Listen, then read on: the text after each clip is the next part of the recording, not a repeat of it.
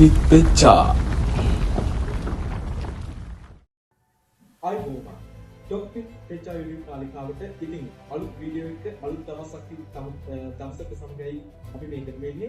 ඉතින් අද අපි අපේ ටොපික් පෙචා YouTube නාලිකාවට ආරාධනා කරේ ජනප්‍රිය ගායක තේනියන් ජයකොඩි. ඉතින් ආයිබෝවන් කියලා පිළිගන්නවා තේනියන්. දැන් ඉතින් ඔයා මේ ඔයාගේ ගමන ආරම්භය ඔයා පටන් ගන්න තැන ඉඳන් දැන් ඉන්න තැන දෙනකන් ඒ ආරම්භය ඔයාගේ ආරම්භය ගැන හිතන්න.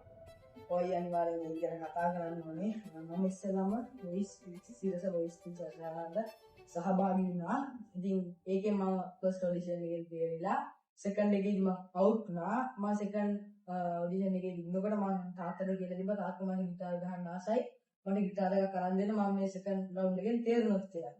ඉතින් කොහොමද මම කල්පනාට පස්සේ මම තාත්තා ළඟට ගිහලා ඉස්සෙල්ලාම හුවෙත් තාත්තා මට ගිටාර එකක් අරන් දෙනවා කියලා. කොහොමද තාත්තා මට ඊට පහුවෙන්දම ගිහිල්ලා ගිටාර එකක් අරන් දුන්නා. ඊට පස්සේ තමයි මම TikTok එකට ඇත්තට මේක කියන්න ඕනේ අපේ ලෙදත් එහා පැත්තේ ඒගාලන්ට මේකනේ දැන් නෑ. එයා කිව්වා අපිට ඕගොල්ලෝ TikTok page එකක් පටන් ගන්න. ඕගොල්ලන්ට හොඳට reach තියෙයි views එයි කියලා. ඉතින් අපි යා කිව්ව ඉඳන් පටන් ගත්තා. ඉතින් කොහොම හරි මම තමයි ඉස්සෙල්ලාම videos දැම්මේ. ඉතින් දැන් කොහොම හරි අපි මල්ලිත් එකට සම්පාදීලා මේ විදියට කරගෙන යනවා.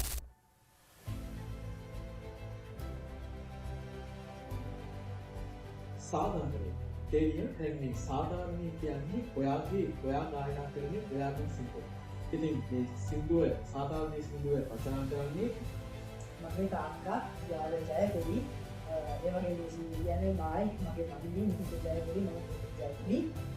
ඉතින් මේ විදාර ජයකොඩි මහත්මයා ගැන විශේෂයෙන් කියනවා තේරියගේ තාත්තා සංගීතඥයෙක්. ඉතින් එතුමන් නිසා තමයි තේරිය මේ අද මේ ගමන මේ විදිහට ඇවිල්ලා ඉන්නේ. ඒත් එක්කම සාධාරණයි. ඉතින් ලංකාවේ සාධාරණයි අසාධාරණ සාධාරණ කියන දෙක සම වෙන දෙකක් මේ එකටම යන දෙකක්. මේ අසාධාරණයි කියන එක ගොඩක් වෙන්නේ ගැහැණු පාර්ශවයට. ගැහැණුන්ට තමයි මේ අසාධාරණ ගන්නේ. ඉතින් උන්ට සාධාරණ ඉෂ්ට කරන්න මේ සාධාරණයේ ගොඩක් පැත්තට වෙන්නේ අපේ තේනියගේ ජීවිතේට මේ සාධාරණයේ බලපාන.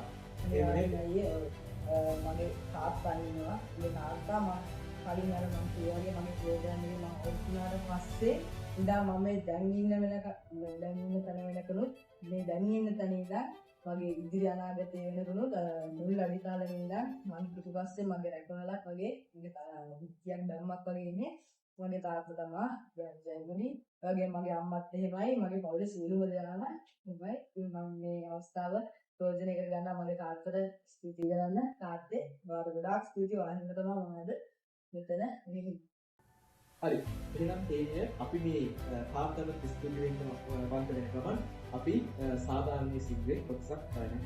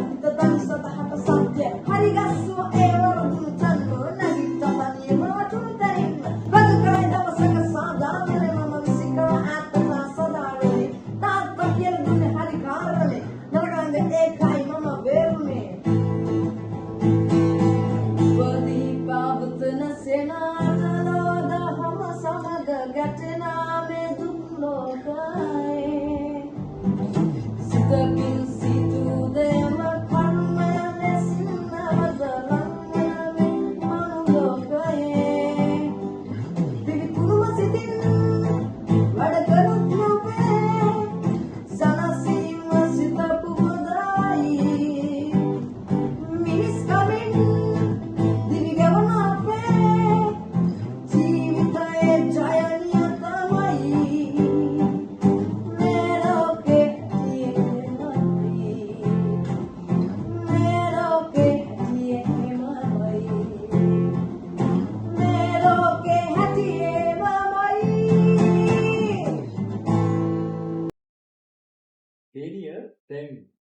ඇත්තටම කියන්න වචන නැහැ තේනිය මම මේ ප්‍රෝග්‍රෑම් එකක් කරා වුණාට මට මම වෙනමම ලෝකයකට ගියාම සාධාරණේ සිද්ධ. ඔයාගේ කටකඩින් මේක කියද්දි අමුතුම ලෝකයකට යනවා. ඒ කියන්නේ කතා කරා විකාරණික. ඉතින් ඒ දවස්වල රවි කාර්ත්ගේ කිමිනටි ආදරේක ගීතය. ඉතින් විශේෂයෙන්ම මේ කතා කරන්නේ මේ කිමිනටි ආදරේක ගීතය අපේ දවස්වල ජනප්‍රිය තලයේ කියන ගීතයක්. රවි කාර්ත් ඒ වගේ තේනේ.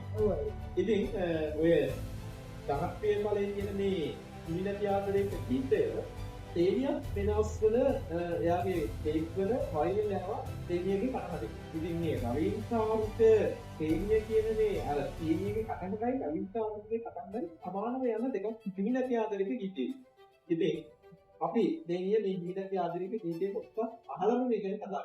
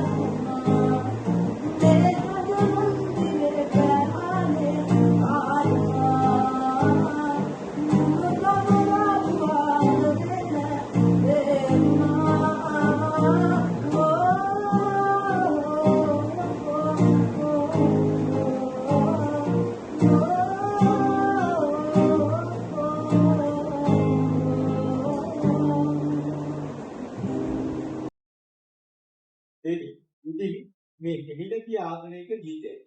දැන් එයා දැන් මේ ගායනා දෙන්නේ තවත් ගායකයෙකුගේ ගීතය. ඔයාට මෙහෙම දැන් තවත් ගායකයෙකුගේ ගීත රාශියක් ඔය ගායනා කරනවා. එතකොට මේ තවත් මේ වෙනත් ගායකයෙකුගේ ගීත ගායනා කරනකොට එයාට ප්‍රශ්නයක් නැද්ද? මේ ඉස්රක් නැනද නෑ. ඒ ගන්නේ අපි ඒ ගොඩ සාහනයෙන් ගන්නා ආසාන් වලම ඒ ගීත ගන්න. ඉතින් ගොඩක් අපි අපේ කතා කරන විදිහට ඒගොල්ලන් ගායනා කරද්ද ඒ අපි ඒ ගීත ගායනා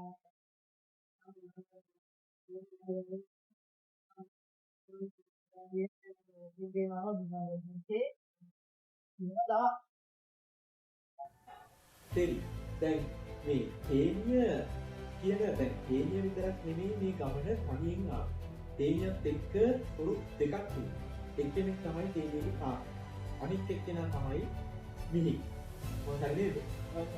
ඔව්. ඉතින් මිහි අද නෑ. නේද? මිහි අද නෑ. තේනිය විතරයි අපිත් එක්ක සම්බන්ධ වෙන්නේ channel එකට. ඉතින් මේ ප්‍රෝග්‍රෑම් එකේ මිහි ගැන අපි මිහි නැති වුණත් අපි මිහි ගැන කතා කරමු. ඔයගොල්ලෝ එයා ගැන තමයි කතා කරන්න ඕනේ. මොකද මට වඩා එයා තමයි ගොඩක් ජනප්‍රිය සෝෂල් මීඩියා වල. එයා කරන පිළිවෙල වැඩ එයාගේ ඇක්ටිං දා. ඉතින් ඇත්තටම එයා මේ ගමනට සම්බන්ධ වෙන්නේ ඇත්තටම අර කිව්වාගේ කලින් ප්‍රෝග්‍රෑම් එකේ ඔතලා තාත්මට විතර කරන්න පස්සේ අර මම කිව්වාගේ අපි TikTok page එකක් පටන් ගන්න අපි සින්විටීගේ වීඩියෝ දැම්මා. ඉතින් මම තමයි තනියම ඉස්සලම පටන් ගත්තේ. පස්සේ මම සින් කරනකොට මට ඇහෙනවා එයා පැත්තකින් සෙල්ලම් කරන ගමන් ඒ සින්දු කියනවා. එයාගම තාත්තට එල මට කිව්වා අපි මෙයාව සම්බන්ධ කරගමුද කියලා. මම කිව්වා ඉතින් හොඳයි නේ තවත් කෙනෙක් එකතු වෙනවානේ. මල්ලි හොඳයි කියලා අපිත් එක එකතු වෙලා මේ ගමන එන්න පටන් ගත්තා. ඉතින් අපි ඉස්සෙල්ලා ඔයාට දැන් මේ මල්ලිත් එක්ක වැඩ කරද්දී නිකන් එහෙම දැන් මල්ලි පොඩිනේ මල්ලිත් එක්ක වැඩ කරද්දී එහෙම පුළුවන් වැඩ කරන්න එහෙම. ඔව් අමාරුකමක් තිබ්බා ඉස්සර. දැන් වෙනකොට ඒක ගොඩක් අඩු වෙලා තියෙනවා. මොකද ඉස්සර යාට පුරු නැති දෙයකට අපි ඔය හුරු කරා. කොහමද යාට සුට්ටක් කාලේ යනකොට අපිත් එක්ක අර පුරු වෙලාම ඒක වැඩි යාර ගාණක් නැතුව ගියා. ඉතින් දැන් කොහොම හරි අපිත් එක්ක එකතු වෙලා වශයෙන් වැඩ කරගෙන යනවා. මම අර කලින් කිව්වා වගේ ඉස්සර අපි දැන් යාවරන් වීඩියෝස් දාන්න පටන් ගත්තා. එහෙම දාපු පළවෙනි වීඩියෝ එක තමයි ප්ලීස් බෑන්ඩ් එකේ ලස්සන ගීතය ඩයස් ගනන්දි මෙන්න මේ විදිහට.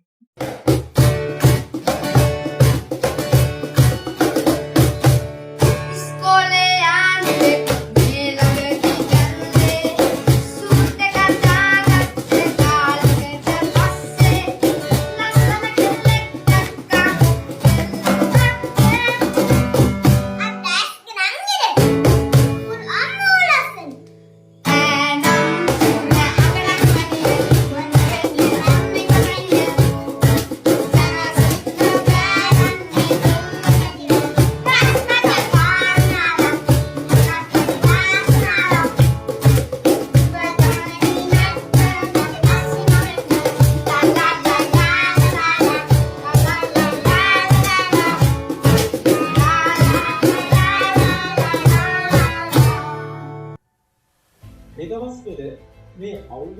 අන්තිම කියලා කියන්නේ දෙන්නේ නිකන් අනතුරු වලට බහුල කාලයක්. එහෙම මං හරියට ඔබට ඔව් දැන් මේ අනිත් එක දැන් මේ අවුරුද්දේ අන්තිම මාස කිහිපය අනතුරු වලින් බහුලයි. විශේෂයෙන්ම බස් අනතුරු වලින් තමයි බස් ඩ්‍රයිවර්ස්ලා ඔය මත්ද්‍රව්‍ය පාවිච්චි කරලා දෙකකා යනකොට මේ අනතුරු බහුලයි. අනතුරු වලින් බහුලත්වය අධිකයි. ඉතින් අපේ හේනිය මේ අනතුරු වළක්වා ගන්න අනතුරු වලට මේ බස් ඩ්‍රයිවර්ස්ලාට වැදෙන්න වෙනවා වගේ ගායනා කරන උපදේශයක් වගේ ගායනා කරන ගීතයක් තමයි අපේ ඉස්සරගේ ගීතය. ඉතින් ඒක ගැන ඇත්තටම කියලා කියන්නේ ඇත්තටම සින්දුවේ කියලා විදියට වගේ ඉස්සෝ වගේ පාරේ ටැග් ලයිට් දෙල්ලන්න ඔය ටික තොරම්බල් අපේකටම ඉන්දුවේ කියන වචන ටික තමයි මම කියන්නේ. ඇලුමිනියම් අම්ලාගෙන මහ සද්ද වැඩි කරගෙන යනකොට කොහොමද එයා කන්සන්ට්‍රේට් එකේ එයාගේ වාහනේ එලවන්නේ.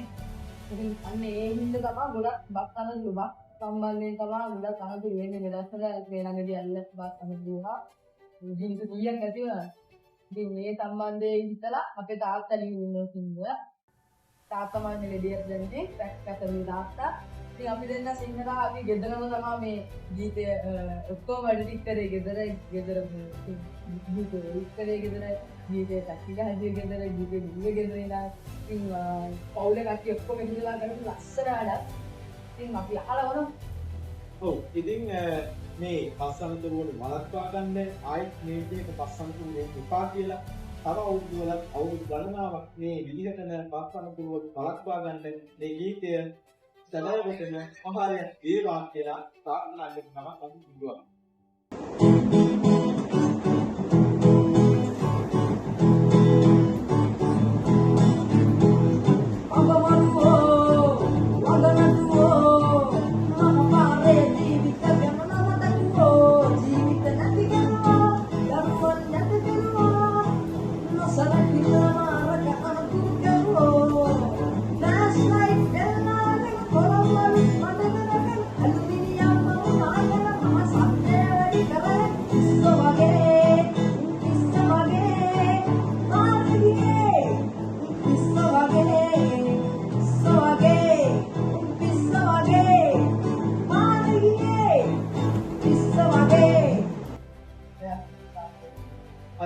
ඉතින් විශ්වගේ ගීතයක් අපි මේ විදිහට ඇහුවා. ඉතින් හරි ලස්සන ගීතයක් මෙහි තේනිය. ඉතින් ඒ වගේම අපි දැන් මේ විදිහට මේ ගීත ලෝකෙට ලංකාවට ගායනා කරනවට අපේ ගීත නිර්මාණය කරන සංගීතඥයන්ට, ඒ වගේම ගීත රචනා කරන රචකයන්ට, ඒ වගේම ගීත ගායනා කරන ගායකයන්ට අපේ තේනිය වගේ තේනියක් ලංකාවේ අපේ තේනිය විහි කියන චරිත දෙක ගැන මම පොඩ්ඩක් කියන්න. මට තේනිය විහි කියන චරිත දෙක ගැන කියන්න පුළුවන්. ලංකාවේ ජනප්‍රිය ගායකයෝ දෙන්නෙක් ඉන්නවා. පරිත් සුරිත් හා සමානව ඔවුන්ගේ හැඩපිළිවෙත් අරගෙන නිර්මාණ අරගෙන ඉදිරියට යන දෙන්නෙක් තමයි තේනිය විහි කියන්නේ. ආభాෂය නෙමෙයි මම කියන්නේ ආభాෂයක් කරගෙන යනවා නෙමෙයි. ඒ ඔවුන්ගේ නිර්මාණවල රස, ඒ වගේම හැඩගුරුකම්, මේ හැමදේම අරගෙන ටිකෙන් ටික ඉදිරියට යනවා අපේ තේනිය. ඉතින් තවත් මෙවැනි අලුත් රසවත් වීඩියෝ එකක් සමගින් හමුවෙනවා. අද අපි මල්ලි කොන්ත මට එක තැනක් මිස් වුණා. මේ ප්‍රෝග්‍රෑම් මට කවදාවත් මේ වගේ මිස් වෙලා නැහැ. හැබැයි මට මේක අද ඔයාගේ කතන්දරේ මම මේ වගේ ප්‍රෝග්‍රෑම් වැඩසටහන් කරලා මගේ අනිත් අයගේ වැඩසටහන් වලට ආරාධනා කරනවා නම් මම මේ කියන අහන්නේ. හැබැයි ඔයාගේ අපි මේක අහන්නේ තේරි දැන් මොකද හිතන්නේ අපේ මේ ඉන්න ඔයා වැඩසටහන් වලට ගිහිල්ලා පළතුරු දෙන්නේ. ඔයාට පළතුරුක් තියෙනවා. ඔයාට ටීවී ප්‍රෝග්‍රෑම් වල ගිහිල්ලා මේ වගේ පොඩ්කාස්ට් වැඩසටහන් වලට ගිහිල්ලා පළතුරුක් තියෙනවා. ඔයාට මොන දෙයක් තිබුණේ කැමරාවක් ඉස්සරහා කතා කරමින් ඉන්න දෙයක් නෙවෙයි. ඉතින් තේරි අපේ මේ වැඩසටහන ගැන ඔයාට කිව්වේ තමයි ගොඩක් සතුටුයි අපේ ඔයාලා ගොඩක් ඉතින් දෙනවා මට මුන්නේ උන්දාරේ හොඳට මම මේ වැඩසටහන හින්දා මම ස්තුති කරා මම යාපු ගමන ගැන මම වෙනදා ස්තුති කරනවා වෙන සමාජ මාධ්‍යයක් කරා ඒ කිසි විදිහට යයි ආත්ම අපේ අයියා මොකක් කරන්න ඕනේ අයියා උදල්ය දෙනෙක් අපේ ඉස්කෝලේ ඇතුළු වුණොත් අපේ ඉස්කෝලේ නිවේදක අපි ආදරයක් ගැන දෙද්ද කියලා ඒ වුණාට පේරුජ අයියා ආදරය අයියාට සම්දා හරි එහෙනම් අපි තවත් මේ වගේ රසවත් වීඩියෝ එකක් සමගින් මම වෙනකන් අදට සමගන්නවා අපේ තේනියගේ අන්තිම සින්දුව අහලා අපි සමගන්නවා අයිබෝන් තේනිය ඔයාට අයිබෝන් සිල් දෙනාට නැවතත් මෙවැනි වීඩියෝ එකක් සමගින්